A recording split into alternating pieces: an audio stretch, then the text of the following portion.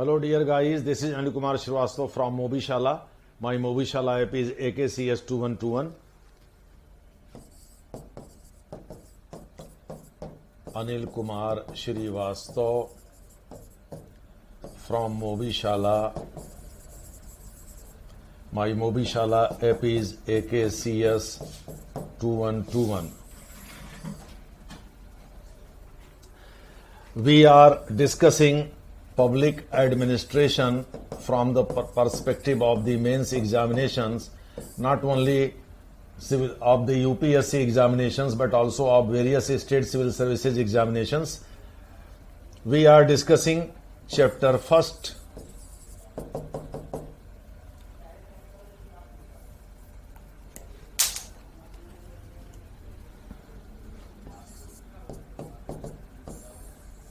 chapter first of paper first, and we are discussing the topic evolution of public administration as a discipline. We had already finished our discussion on the meaning, scope and significance, and also on the first, second and third stages of evolution of public administration as a discipline. Now we are going to discuss the fourth stage and the fifth stage of evolution of public administration as a discipline.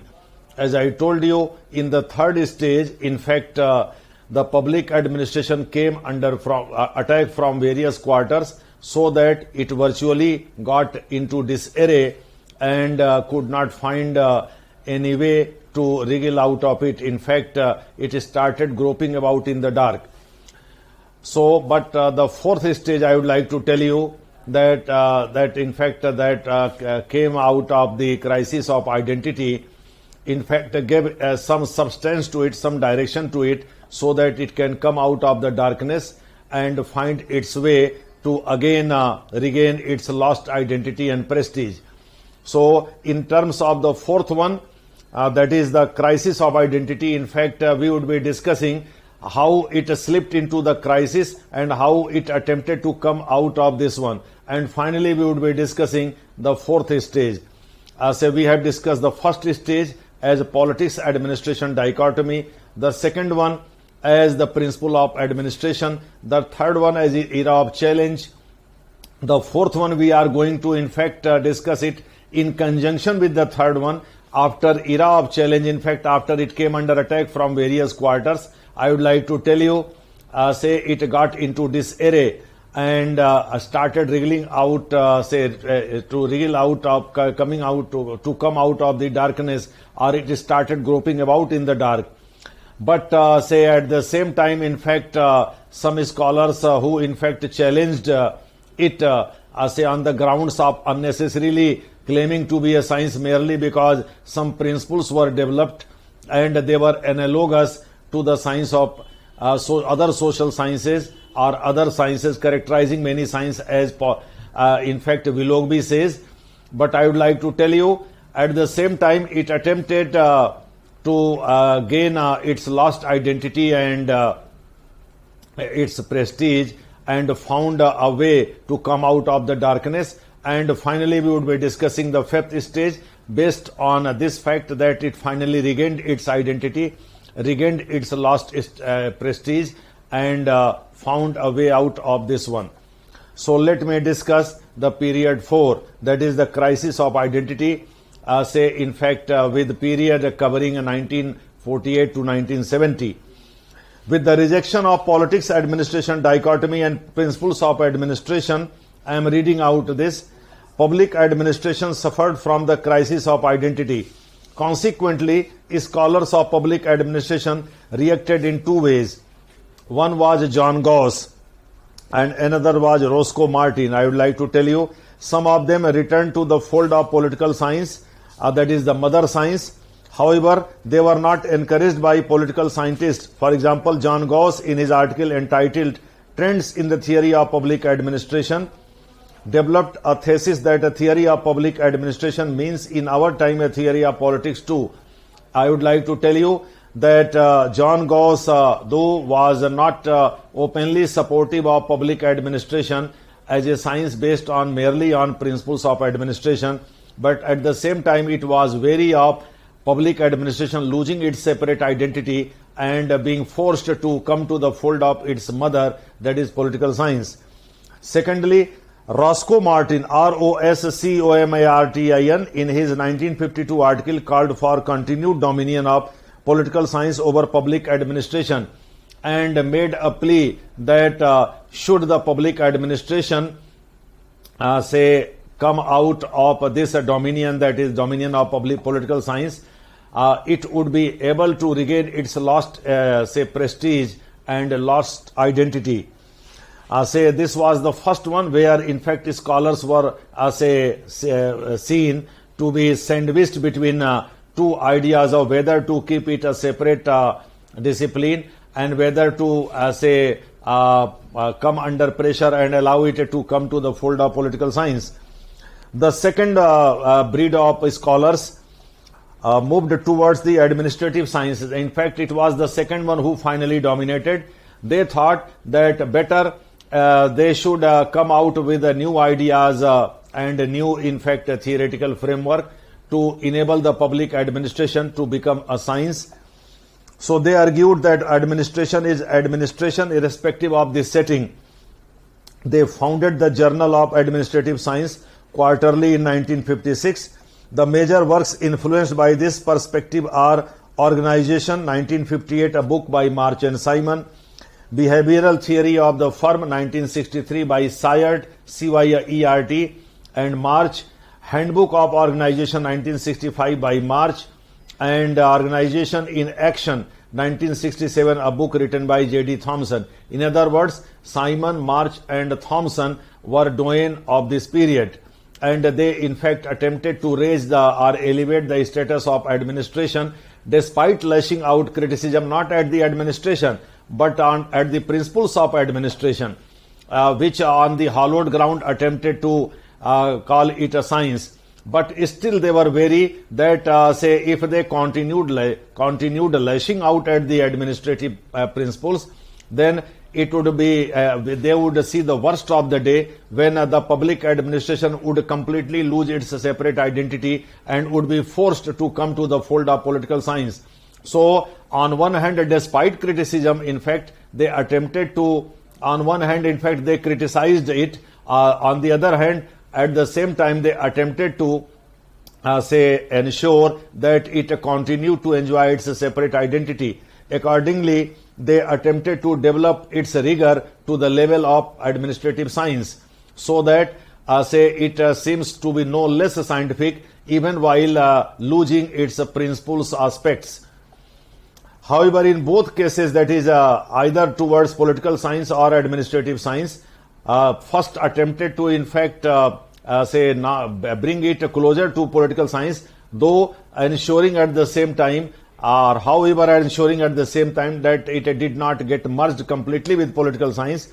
The second breed of scholars attempted to in fact develop it into an administrative science. So there were two threads of or waves of you can say arguments running parallel to each other. One that made a plea for political science, or in fact enabling public administration to claim the status of a separate identity based on just as it is for the political science, that is on the lines of the political science. But one way or the other, in fact it was like asking public administration to come to the fold of its mother, which it painfully got separated in 1887.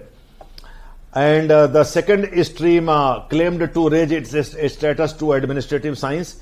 So, however, in both cases, these were the two threads or two waves of opinion. In both cases, public administration lost its separate identity and distinctiveness, and it had to merge with the larger field. I would like to tell you, despite the fact that both attempted to ensure that public administration did not lose its identity and rather maintain a separate identity. In fact, what happened in the course that willy-nilly it lost its separate identity and in their hurry to keep it separate, in fact, did not fructify, and it seemed that political science was dominating all these discussions. Because, in fact, all these scholars were political scientists in the first place. That's why the argument advanced was that let the public administration come to the fold of political science, and if not, in fact, it gets merged. In fact, let it be, a companion of political science at least. This is why this stage in the evolution of public administration is called the stage of crisis of identity. However, I would like to tell you, evolution of different streams, in fact, gave a new dimension to public administration, while at the same time, in fact, criticizing the principles of administration. And these new streams, as I told you, relate to new human relations approach advocated by Chris Argyris, Douglas McGregor, and Francis Likert. I would like to tell you, Warren Bennis and Richard Dixon also come under this one. The older public relations approach was advocated by George Elton Mayo. This is the new human relations approach, or new public relations approach. Growth of comparative public administration advanced by Fred W. Riggs and others.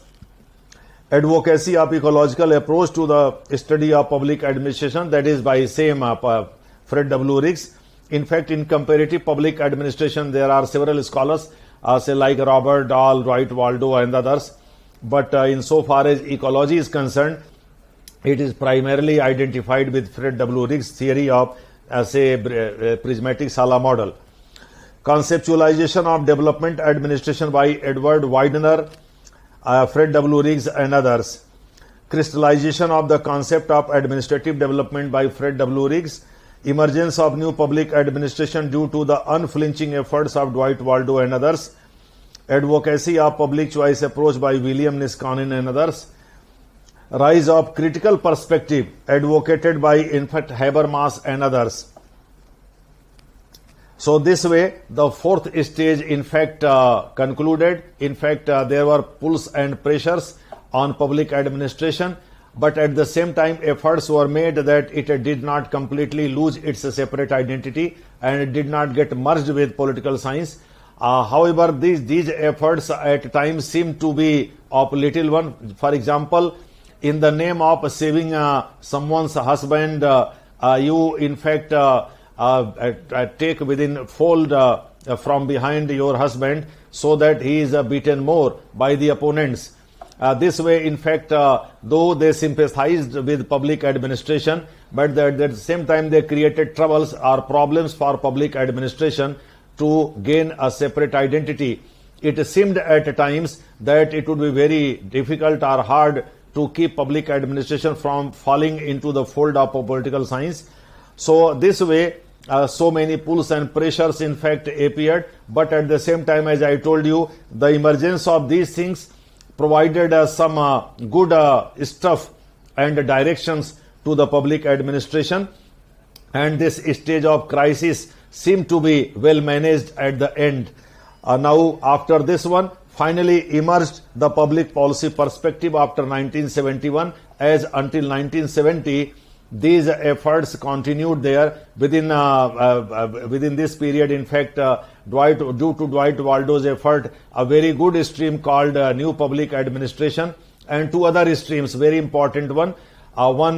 In fact, due to the courtesy of Winston Ostrom and William Niskanen, that is called Public Choice Approach. Another by Habermas, that is critical theory, emerged on the scene in the United States of America, and it attempted to provide some more alternatives to public administration and the traditional administration.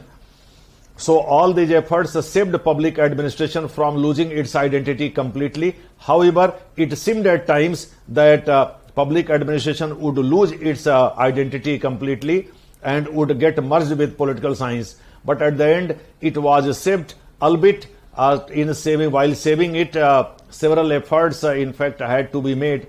They, in fact, belabored against political science, and this way it could be saved. Since it was saved at the end, So finally we saw the emergence of the last stage, that is the public policy perspective, that began in 1971, and so many events took place during this period. Let me read out them. I would like to tell you, say Robert T. Golombiewski, one of the protagonists of 1960s of the NPA, together with Dwight Waldo, attempted to in fact give public administration some directions and to incorporate within its fold some new things that concerned with the that were concerned with the human society.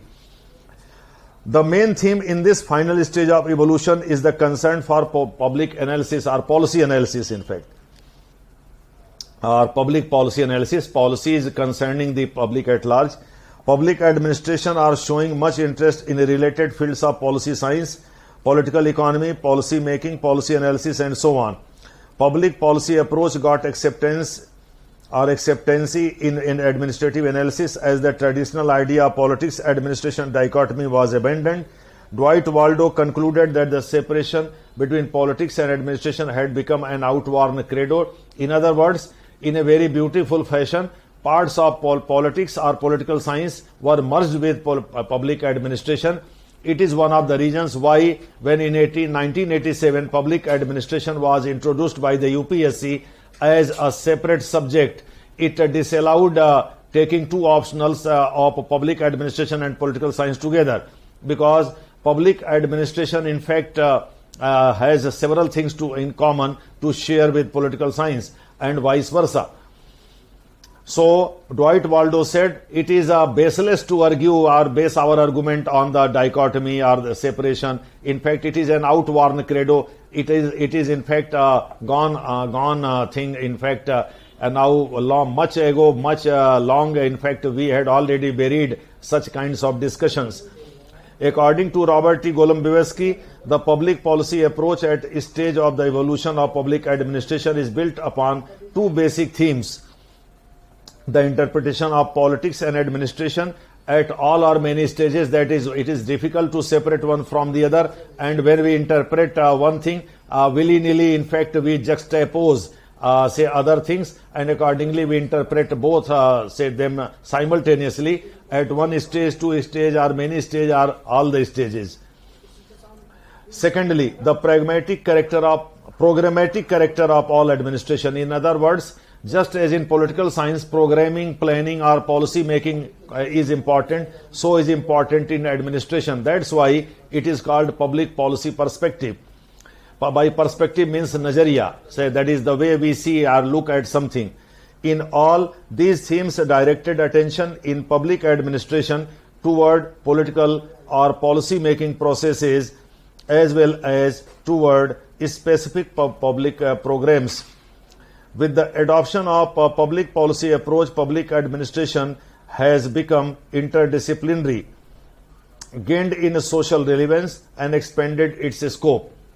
This way, finally, we have come to the conclusion of the fifth stage one, that is this discussion on the evolution of the public administration as a separate discipline. Now, let me discuss another part of this one. In fact, you can say that though this has not been hinted clearly in the syllabus, but questions appeared on this topic. This is the status of public administration in the 21st century.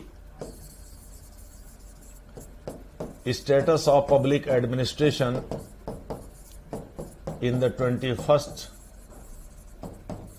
century.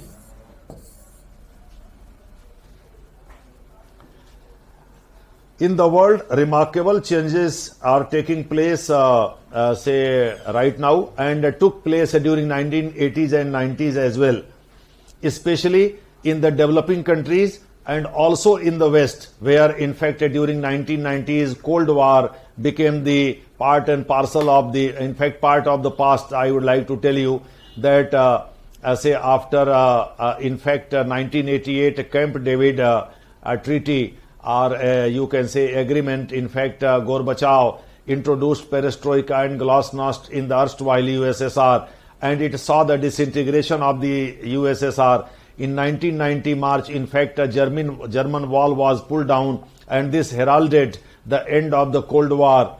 between the USSR and the USA by 1992, mid 1992. In fact, finally the USSR got disintegrated. The United States of America alone emerged as the superpower, in other words, unipolar force in the world. Right now, in fact, the USA's say this unipolarity is being challenged by multipolarity of India, Germany, Japan, China, Australia, and others. See, in the Olympiad that recently concluded in Tokyo, the greatest city or the largest city of Japan, the capital of Japan, what I mean to say, I would like to tell you, they are say the China, the Republic of the People's Republic of China, in fact, got the maximum gold, followed by the USA. It means so far as soft power is concerned, China is gradually replacing the USA. Look at the tension that is brewing in the Indo-Pacific region and also with India. India, on the other hand, in South Asia is emerging as a power to reckon with. Japan, Germany, say they all represent a force in their respective region. So today's world is marked by multipolar world. In fact, it is multipolarity, not unipolarity. China represents another pole, India another pole, Japan another pole, Germany another pole, Brazil another pole. So South Africa another pole. There are so many poles. In fact, in respective regions, one country is emerging stronger. Besides Russia, China, Russia and the USA, traditionally, in fact, what was the USSR, that is broadly represented by Russia, that though a truncated part of the USSR, but still Russia, in fact, represents that one, and Russia, in fact, is a force to reckon with. It has led to the emergence of a new Cold War between Russia and the USA. And in order to, in fact, thwart USA's attempt to, in fact, bulldoze Russia into submission, Russia has collided with China. That's why, in fact, India's case seems to be a dicey one. That's why India is moving closer to the USA. In the present context, say, emergence of the EU, European Union, in 1992, India's look-east policy in 1991, formation of G20 in 1999. So all these, in fact, events, marked the emergence of this new thing, and accordingly we study the impact of them on the public administration. More importantly, LPG and disinvestment, in fact, has impacted public administration and its bureaucracy to a large extent.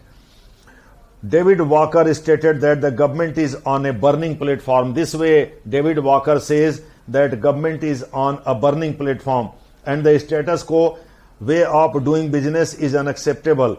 That is the traditional way of doing business when say capital flight or capital flow across the border was a restricted one. And in fact, we are witnessing a new laissez-faire.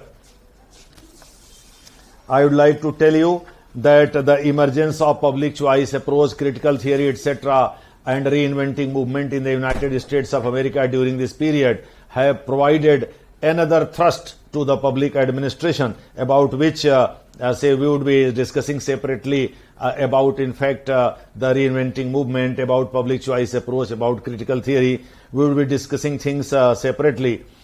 In India, after 1991, when the new industrial policy resolution was announced, debureaucratization was attempted to be achieved. In fact, Narasimha Rao government announced, in fact, elimination of say almost 2,000 posts earlier, in fact, being there, say manned by senior bureaucrats, senior IAS officers.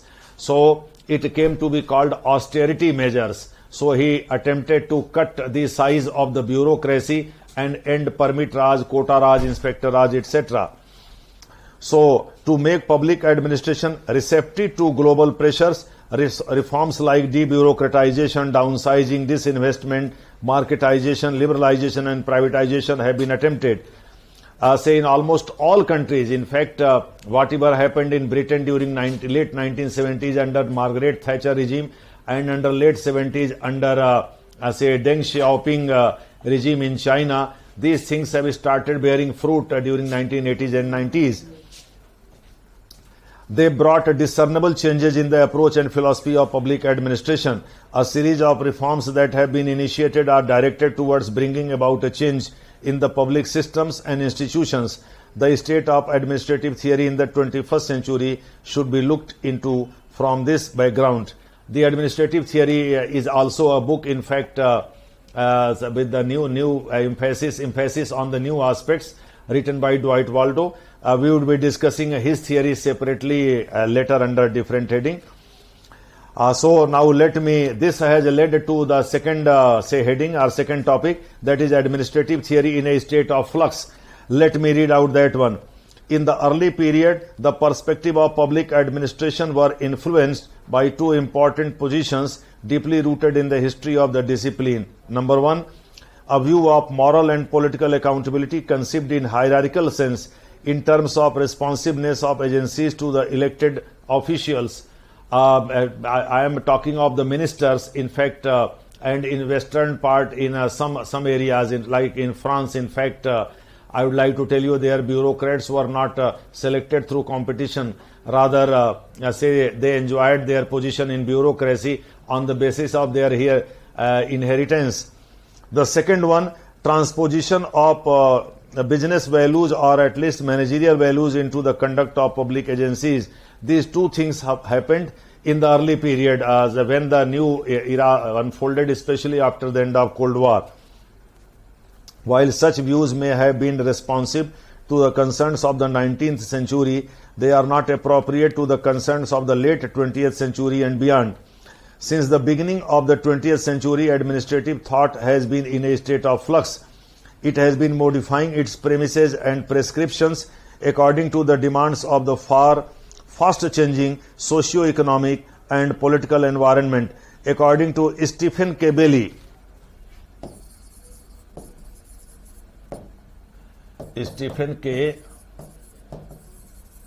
Bailey, public administration is concerned with the development of four kinds of theories. Descriptive theory, that we had already seen. In fact, traditionally these theories were developed. It consists of descriptions, that such theory consists of descriptions of hierarchical structures and relationship with their sundry task environment, different tasks, in fact, that is not exactly defined, different tasks called sundry tasks. Secondly, normative theory that hit the scene of the public administration during third stage. The value goals of these facts, that is what public administration ought to do given their realm of decision alternatives. In fact, the goal of public administration, what should be, why do we need such large bureaucracy, such a large battery of netas and system, if the Aam Aadmi is still feeling the heat of the traditional society. Assumptive theory, a rigorous understanding of the reality of the administrative regions or persons. In fact, why an administrative man is so important, why a person associated with government system is so important, and why remaining proximate to the power that be is so important. Why does it why is it looked at by the society with respect? Simply because the power they enjoy, power to make a change, and society believes that they could make change, dispense justice. When such thing is broken, or when a disruption occurs in this traditional notion of people, they rise in arms. So, Naxalites or whatever Naxal movement is there, or subversive elements are active in northeast part of India. In fact, they are solely because of these facts. Instrumental theory, the increasingly refined managerial techniques for the efficient and effective attainment of public objectives. In other words, public administration acts as a means to achieve the larger goals, and the larger goal is public welfare. The current periodical literature in public administration theory, in other words, these four theories still have relevance. But the more important fashion, the normative theory and assumptive theory say play a key role say right now, because the importance of administrative man and the importance of what should the administration do for the people, besides administration playing the role of a means, and beside traditional configuration of various theories, descriptive theories, what I mean to say. In fact, all these things being there, but the more emphasis right now is on the normative aspects. The current periodical literature in public administration theory illustrates a vast range of topics, including the role of the public bureaucracy in the governance process, the ethics of public services. The more focus is on this one. That's why the UPSC has introduced the fourth paper, that is ethics, integrity and attitude. The ethics of public services, citizenship and civic education, alternative epistemologies, terms that enhance knowledge, organizational dynamics, inter-organizational policy implementation, and political economy and public choice. By political economy mean that whatever is happening in the field of economy, that is a decision of the politicians. That's why we call it political economy. In fact, our economy is a really political economy. The periodical literature demonstrates the diversity and complexity of the theoretical enterprise. Robert V. Denhart states that public administration theorists have continued to address many traditional concerns of public administrationists, such as the role of public organizations in the governance process. In his view, public organization theory draws its greatest strength, and I quote, I make you note, the greatest strength and its most serious limitation from this diversity. Since there is a diversity of concerns and accordingly theories vary, in fact, this is the hallmark of the public administration. When you look at things, public bureaucracies in China, in fact, they owe political their allegiance to political politics. That is the power that be. There is one political party, that is Communist Party of China, and in majority of cases, 80% cases, what I mean to say, party cadres are appointed as bureaucrats there. But in India, say 100% bureaucrats are selected through competition. Similar things happen in Britain and America, but in France, in fact, still the elitist element, traditional elitist element is emphasized. The basic concern of public administration theory. This way, in fact, so many variants could be witnessed in theories as well. But the basic concern of public administration theory is in fact the theory building. Still, and it still revolves around structures of public organizations, processes of administrative bureaucratic behavior, and organization environment, say interaction, that is interaction between the bureaucracy and the people, that is called interface.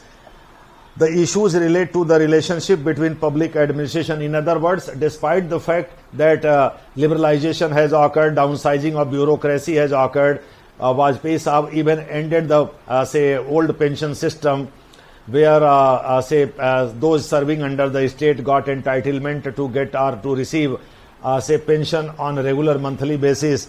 All these things ended. Still, I would like to tell you, the focus of the focus is on the traditional bureaucracy, that IAS officers still in fact say dictate their terms in the state. Things happen through them, and they in fact remain responsible to the state government. They represent the state government in the district. Similar importance in fact is assigned to other government jobs. In other words, their structure, their behavior, the principle that govern their action, all these things are still studied. So even in 21st century, the status of public administration could not be said to be absolutely revolutionary or new one. It in fact, despite yes, their responsiveness level has gone up, people have got more aware. Netas in fact who in fact play to the gallery sometime say attempt to force the bureaucracy to remain responsive to the people's concerns. So, and the market has come to occupy the center stage because of the liberalization. So I would like to tell you the issues related to the relationship between public administration and state, market, non-state groups like NGOs, etc. have not been sufficiently analyzed. So in 21st century, what is more needed is to study these agents or these factors from the perspective of theory building, and this is the need of the hour in 21st century. I would like to tell you that with this one we have come to the conclusion or to the end of discussing public administration, its evolutionary phase, its status in the 21st century. However, one more topic we are going to discuss, the state of administrative theory in a dynamic environment. However, that we would be discussing later, that is in the next class. For the time being, keep on watching this. Thank you.